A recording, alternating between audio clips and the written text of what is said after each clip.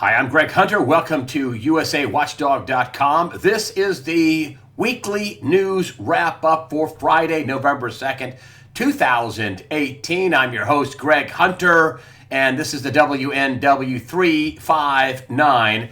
And I want to talk about the PSYOP, that is the midterm election of 2018. Just about everywhere I see is a PSYOP. Let's start with the polls. The polls at almost every state. I don't believe the polls. And if you remember, I didn't believe the polls in 2016. Oh, man, I took a beating. I mean, from the very beginning when Hillary Clinton was beating every Republican unnamed that didn't even know what the field was by 20%, I said she wouldn't be elected. And I hung with that prediction all the way through. I remember a few weeks before the election, people were giving me grief, beating me up. Are you going to come out and eat crow when she's the president of the United States? Oh, she's going to win. Oh, you can't stop the deep state. You can't stop. Yeah. And she lost. And I said I didn't believe the polls. I didn't believe the polls because they couldn't get anybody to come to the rallies. They had to have Beyonce and other people come to perform to get people in there. I mean, when Tim came to Greensboro, had to shoot some low angle shot because they didn't want to show hardly anybody was in the room to see him. Her vice presidential candidate, for all you those who don't remember, Mr. Senator Kane. Listen, the same thing is happening right now. I don't believe the polls. Most of them are being done by ultra-liberal universities and mainstream media, and I don't believe the polls. I'm sorry, I don't. I think they are a psyop to try to reflect the amount of cheating that they're going to have. That's what it was in 2016. That's why the polls were way off. And I also think it's to demoralize voters on the Republican side. We're going to win. Don't worry about it. We're going to win the House. We got it. We got this. Don't worry. Don't go out and vote. That's what I think that is. I tell you another wrinkle in the polls. And that is, and I'm just looking no further than Kanye West. And I know he feels used with his Blexit clothing line and is backing away from politics or whatever. But he said something very important. I've said it before. And he's blurted out one day, I'm just saying what other black people are afraid to say. Boom, you know the truth when you hear it. How many phone calls to African-American families do you think that they get somebody going, I'm going to vote Democrat. I'm black person. I'm going to vote Democrat. And they hang up and they go, I'm off the plantation. They go into that voting booth and they close the curtain and they go, Republican, Republican, Republican, Republican, Republican, Republican. That's not reflected. The other thing is the president had, he didn't publicize this because he says he doesn't tell people what he's going to do. But I have some sources that say he's had a pretty strong campaign in the background. He tried to do it with the election committee, and that didn't work out. He turned it over to Homeland Security. But he has a pretty strong anti-theft, anti-voter fraud, election fraud thing in the works. This is why, which is, campaign going on behind the scenes. Not telling people what he's doing, not advertising what they're doing, they're not talking to reporters about it, they're not publicizing it. I think this is why you found so many of these election fraud things, like in Texas, the Texas Democratic Committee sending out voter registration forms with all the box checked off to illegal aliens, inviting them to vote. I think this is why you had so many election fraud things uncovered before the election. I think the whole Democrat Party, whether it's the Kavanaugh hearings or whether it's the guy with the fake bombs, incidentally, I ran that down. Don't you find it's weird that nobody in the mainstream press is asked, excuse me, what was the bomb material? I asked, found out today, there was no bomb material in the bombs. Kind of like, the same thing with some of the bombs had white powder and that was benign. I mean, 0 for 14 or something, right? None of the bombs blew up. Hoax. It's a hoax. PSYOP. Guy sends out how many bombs? Oh, he's a big Trump supporter. There's links with him with top Democrats, and he was really a Democrat before, is what some of my sources are saying. But listen, here's the fact. None of them went off, and my sources say you're going to find out in the future there was no bomb material. Nothing could have exploded with these bombs. They were a hoax. Just like the white powder, it was benign. which is just one giant psyop. And I think this is a giant psyop. The Colbert Show, Nancy Pelosi says, I can tell you now, we're going to win the midterms. That's a psyop, baby. That's a psyop. And if you look here, Nancy Pelosi predicts Democrats will take back the House. This is widely reported. Really, based on what? You're running on what? I mean, I had Eric Eggers, who wrote the book, Fraud and how they're going to steal, Democrats going to steal the midterm elections. And what are they running on? They can't run on any platform. They've been told by the higher-ups in the Democratic Party, don't talk about immigration, it's a loser for us. Raising taxes, another loser for us. Sanctuary cities and putting the rights of foreigners over American citizens and not deporting criminal aliens and raising your taxes and taking away your rights, your First Amendment rights, your gun rights, every other right. We hate the Constitution. They can't run on that. We're going to be for families. Complete psyop. And nothing shows the psyop more than Project Veritas. I mean, how these candidates that are moderate, in Missouri and Tennessee and North Dakota, and the governor down in Gillum in Florida, all the wackadoodle, they're progressive. Oh, they're going to take away your guns. Oh, they have to lie to you, so they can get some of the voters to vote for them enough to get them to win. And then after they win, then they'll show you two colors. Then they're going to impeach Trump, and then they're going to take away your gun rights, which. The 80% of people, according to one poll that I brought up this year, I can't remember what it was, I think it was the Washington Post, don't want to lose the Second Amendment. That's a right. PSYOP. Project Veritas, thank you for disclosing the lying with the campaign members and even the people running, Claire McCaskill. They're going to ban assault weapons and all these different people in the campaigns. These weren't interns. These were young people who were campaign workers and campaign supervisors and people in high positions in the meetings. They can't show who they are or tell you what they're really going to do. They'll lose. Same thing with the Gillum campaign, talking about it's a cracker state and, that it's just one thing after another which shows how they lie, and they have to lie. So they don't have a platform, okay? And they have to lie about who they are, and I think they have to cheat in the election. They have to cheat. This is one of their main components is voter fraud, election fraud. One of the big ones is illegal aliens, dead people voting. And I think the Trump campaign's ready for him. I think the Trump administration is ready for him. They're going to make sure the votes are real and they count for real people and people eligible to vote. They are not the Democrats. Nancy Pelosi, you saying you're going to take back the House? That's shades of this, Miss Pelosi. Remember this, Madam President, this little psyop? This was supposed to be released on Election Day on November 8th, and it wasn't. It was leaked out ahead of time, and the whole thing was sickening. It's all about Hillary and pictures, and she's so great, and no talk about her global charity fraud or about the alleged rapes of her husband, and all the lies. Oh, she's fat. And I heard her say on Chris Wallace's show on Fox that there are limits to the Second Amendment, and there are limits to the first two. I heard her say it, and that's the Democratic Party, my friends. I was talking to a guy at my local dealership today that I go into. I'm a Chevy guy.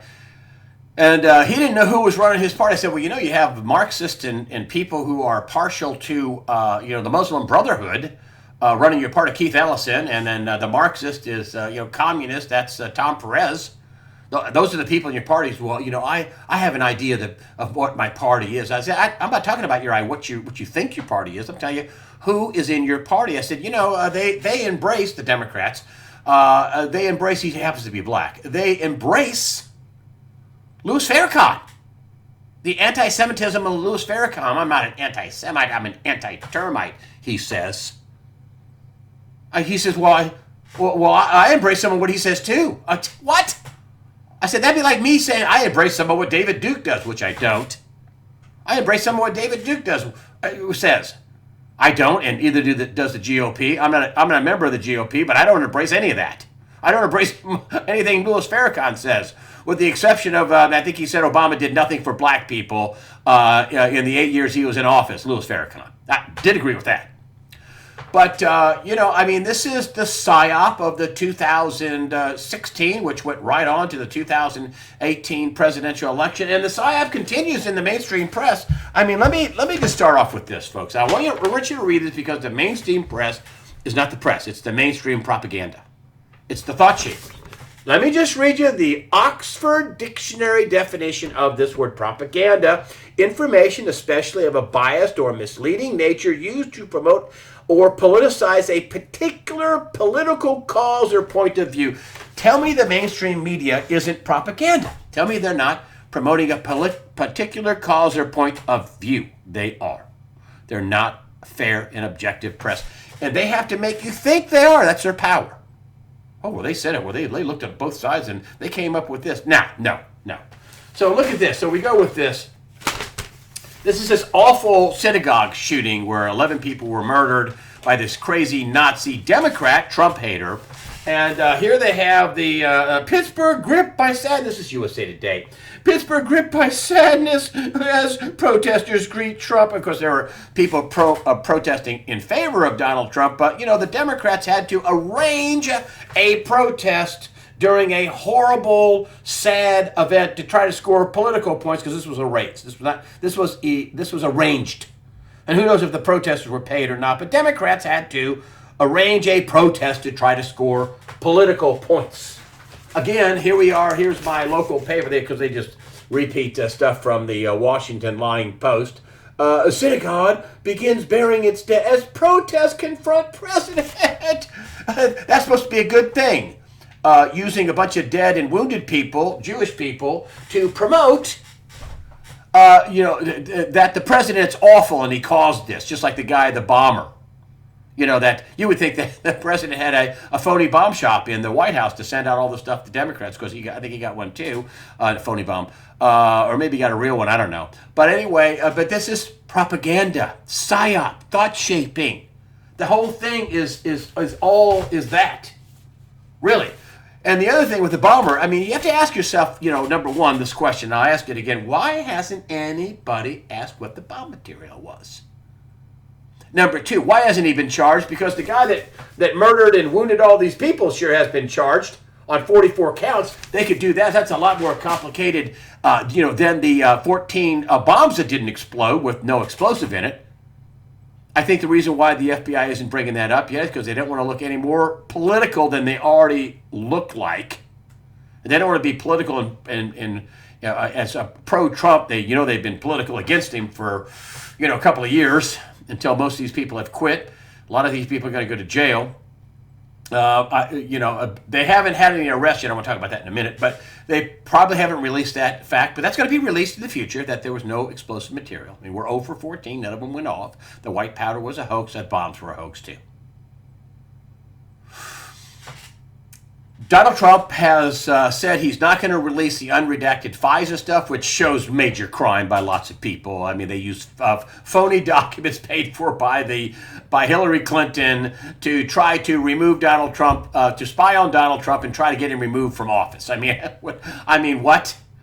That was treason, sedition, fraud. Lots of people should go to jail for that. Mueller knows he has no case. He had no case when he started, which means this whole Mueller investigation is illegitimate. It was released that there was no Russian collusion when he was impaneled. None. Zero. And so he hasn't released the FISA thing. He's going to do it after the election, and I think it's because he doesn't need it. I think it's because he has enough of a red wave, and his people have told him, we're going to stop the voter fraud, we're going to get the vote up. The whole thing's aside. The real information is we're going to win. We're going to hold the House. And they're going to probably gain. They're going to hold the House. And I don't think it's going to be that narrow. They're going to lose a few seats probably, but they're going to hold the House. And they're going to gain, I would say, 7 seats in the Senate. That's my prediction. Seven Senate seats. That's what I think. And They're not going to release the FISA warrants, and they're not going to arrest anybody because it'll look like Trump's arresting his political prisoners. That's the October surprise. He didn't have the arrests. But after the election, you can bet the arrests are going to come. They're going to start coming. Not all at once, but they're going to start coming.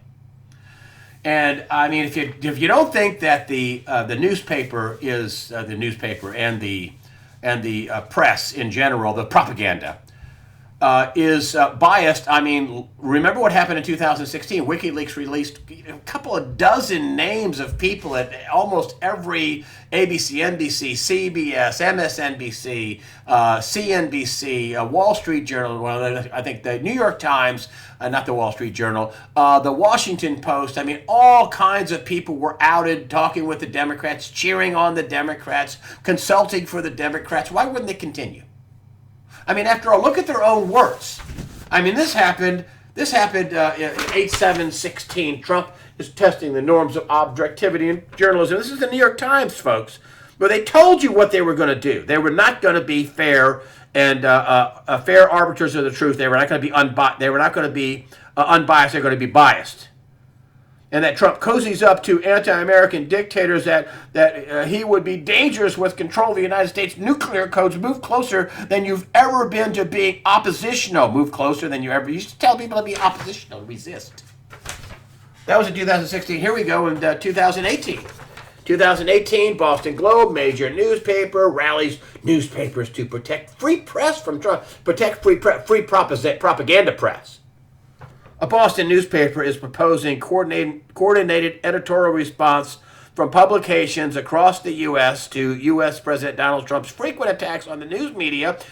We are not the enemy of the people. Yes, you are, said Marjorie Pritchard, deputy managing editor of editorial page of the Boston Globe. They're trying to get together so they can all dog out Donald Trump all together to see if they can destroy him. That's not propaganda. That's not biased media. Of course it's biased media.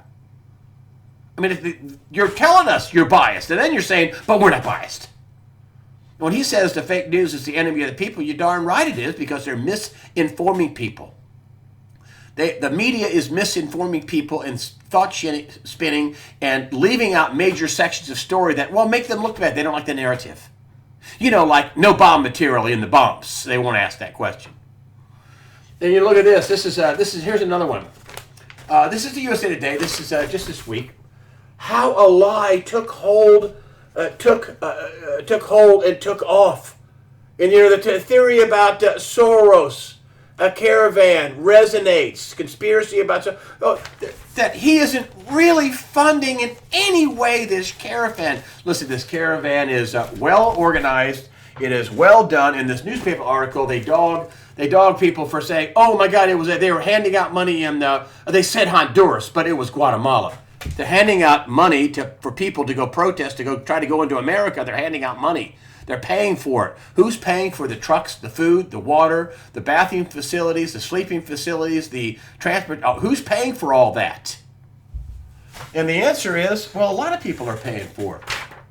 The United Nations comes out and says, United Nations, Trump must allow caravan migrants into America. No, he doesn't. No, he doesn't have to let them in there. He's sending supposedly 15,000 troops to the border. Could be a lot more there than what anybody imagines. Maybe it is an invasion. Maybe it's other countries sending a lot of mercenaries and a lot of soldiers to the border. I mean, who knows what's going on, but if he's sending 15,000 troops, something's wrong. That's to back up Border Patrol and all the other people who are already there, another 15,000 troops. Something's wrong. For him to take that kind of dramatic action, which I am happy he's doing. And even if it turns out to be nothing, I'd rather him have it and not need it down there than to need it and not have it. And I think that's what he's thinking too. And, George Soros it says here, UN Refugee Agency is aiding caravan of migrants. This is a fact, folks, putting 45 UN workers on the ground with the group of Central Americans. So the UN's helping them get in and telling them you got to take them into America. Who does the UN think they are? And who is working with and has close ties with the UN? That'd be George Soros. This is according to documents that Judicial Watch FOIA'd in May, Freedom of Information Act. He does have close ties, without question. And here it is again. Here's a fact check. No evidence George is funding an immigration caravan. Well, that's kind of incomplete. Again, incomplete. No evidence. I love it when they say no evidence. It doesn't mean that he's not doing it. No evidence. Well, here we go. I did a little digging. Illegal caravans encouraged by Hondurans and Soros. Now let's read along here with this is the American thing. A caravan is organized by a group called Pueblo Sin Fronteras, Town Without Borders. Oddly enough, that's the group that George Soros has, the Open Society Foundation, No Borders. The effort is supported by the coalition CARA, C-A-R-A, Family Detention Pro Bono Project, which includes Catholic Legal Immigration Network, American Immigration Council, Refugee and Immigration Center for Education, and Legal Services, and the American Immigration Lawyers Association, thus the acronym CARA. And this is according to WND. At least 3 of the 4 groups are funded by George Soros's Open Society Foundation. Now, isn't that helping them? Isn't that helping the caravan? Isn't that helping to pay for it, to helping to get legal work so these people can all get into America and flood America and destabilize America? And that's what he's really doing, at the very least, destabilizing America. I mean, we have to pay for that. We have to pay for all that welfare.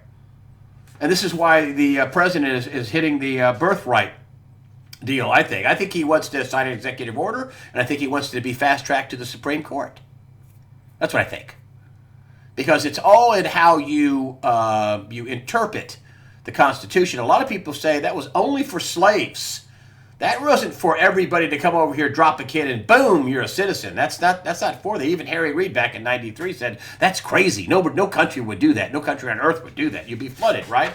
So here is one of the heroes in the European Union. Well, a non-European Union. Orban accuses Soros of stoking refugee wave to weaken Europe. We're talking about Hungarian Prime Minister Viktor Orban accused billionaire investor George Soros of being a prominent member of the circle of activists trying to undermine European nations by supporting refugees heading into the continent from the Middle East and beyond. Sound familiar?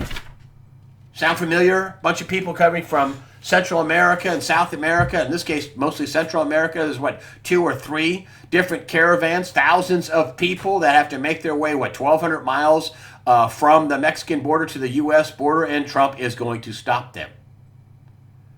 Some of these people include people that have been trained terrorists by Iran, MS-13 members, drug traffickers, coyotes, a bunch of bad people in this caravan. One guy was quoted as saying, I think I told you this last week, there are criminals everywhere. And if you're a mother and you got a baby and you're in this caravan, you should turn around and go home. You're putting your kids at risk. I think a lot of these kids have been sold to coyotes, and they are unaccompanied minors. They are the property of the coyotes, and they're going to sell them in a human trafficking scheme. I mean, who knows what they're going to do? But this is absolutely outrageous. Really, absolutely outrageous. Oh, let me continue this with Orban, the Hungarian Prime Minister. He goes on to say about Soros, his name is perhaps the strongest example of those who support anything that weakens nation states. They support everything that changes the traditional European lifestyle. We're talking about the Open Society of George Soros. That's what we're talking about. We're talking about him doing anything he can and funding all these NGOs, these non-government organizations. And basically, he is a new world order, a guy that, wants one world government and no borders. He says so, open border society, no borders. So we can just destroy everything while he sits in his ivory tower, him and, his other top-ranking New World Order buddies, while they have a New World Order and destroy the old world order, which is destroying us, we the people. Something else I want to bring to your attention is the national debt. It's huge. And at some point, folks, there's going to be a reset. I've said this before. They don't intend to pay this off. if the world governments intended to pay off debt, the global debt in 2008 wouldn't have gone from 160 or 70 trillion dollars to around 250 trillion today. They intended to pay it off. It'd be 125 trillion. 110 trillion. No, they do not intend to pay off the debt. They don't intend to pay it off, especially sovereign governments. They don't want to do it.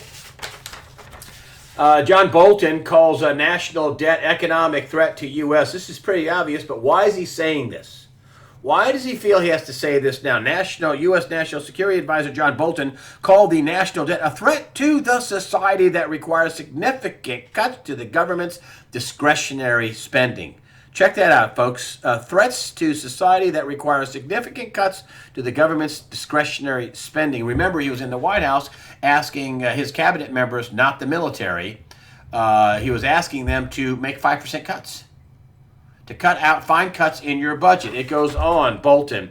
The nonpartisan Congressional Budget Office forecast the gap will reach $973 billion in fiscal 2019, exceed $1 trillion the next year, 2020. Goldman Sachs Group predicts the deficit will reach $1 trillion in 2019 and 1.125 trillion in 2020 is what that says.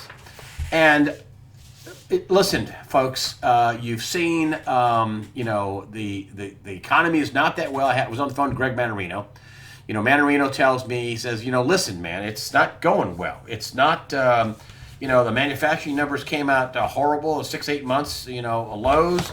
They're not doing well. We're exploding the federal budget. If we were doing great, would the federal budget be exploding? I mean, the federal budgets explode during times of war and times of recession, and it's exploding now. And it's because the budget's exploding because it's not doing as well as what they're telling you it is. Listen, I think Donald Trump has done a great deal for the economy, no doubt about it. John Williams would back me up on that.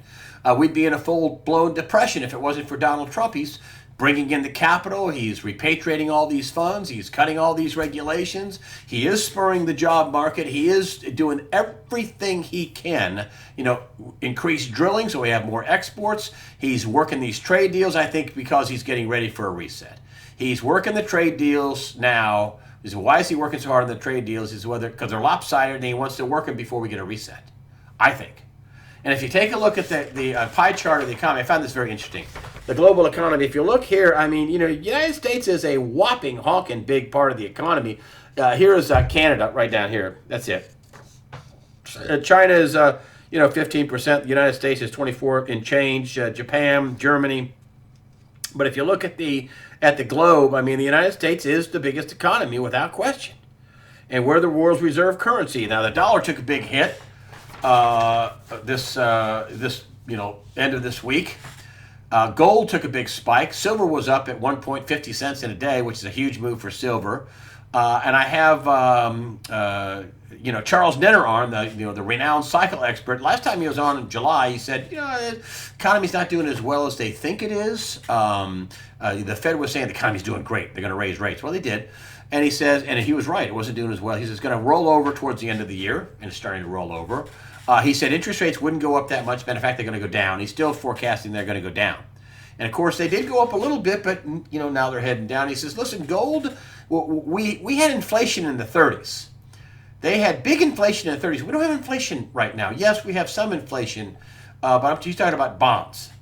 He's talking about bonds being paid off. And he says, we're going to have deflation. I said, you mean like the Puerto Rican bond, the $74 billion that Donald Trump said we're going to let that go? He says, yes. With debt destruction. He says, we're going to get that first. Then we're going to get big inflation after that. We're going to get huge inflation after that. But we are going to get some very heavy deflation. And don't think gold will go down with deflation. Gold reacts very well to deflation because people, think they're asset bonds. It's not going to be paid, and they look for something real and tangible they can hold on to. So they go into gold, which is why you're seeing a bid under gold. And he thinks that it will go up to at least $2,500. I don't know when that's going to be. I'm not a speculator. I think everybody should have they should have their hands on real stuff. That's what I think. And Nenner will talk to you about what his long and short-term things are in terms of what the dollar's going to do, how well the economy is going to do in the future, what the cycles are. He talks about the war cycle a little bit. But he'll be the early Sunday release. Charles Nenner of charlesnenner.com, the world-renowned cycle expert for finance, economy, and geopolitical issues. Charles Nenner will be the early Sunday release. I wanted to bring up this in terms of, I've been telling people about checking your spam box, check your spam box, check your spam box. And I've been writing people when I thank them or answer a question, did you get this? If you did, write back to me. One guy writes me back and says, his name's Eric, and he says, yes, I did get it, but he says, let me tell you, ever since I've been checking the spam box, I started checking it because you told me to check it, and your email came through. I said, great. He says, but I have been donating a little bit of money to people like Martha McSally and Mia Love and Jim Jordan and other conservatives who are running for office. And he said, I've donated 10, 15 bucks, and you know where their updates and emails end up? In my spam box. I've noticed all these people, all conservatives, ending up in my spam box. And he says, I guess it's just a way for Google to basically censor and suppress information. Send stuff to your spam box. So listen, check your spam for stuff I send out, but also check your spam for anything else anybody else sends out. This guy says, yeah, I said, I'm going to bring it up on the air. He says, oh, I'm happy about that. That's fantastic. Bring it up.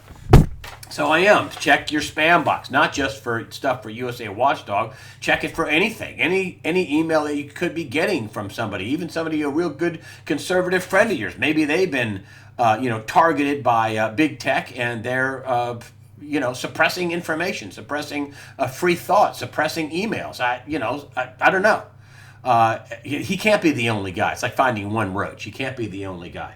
The other thing is, for Tuesday, I'm going to do something a little bit different. I'm going to be on Tuesday night for election night, and I couldn't get another guest to cover the election.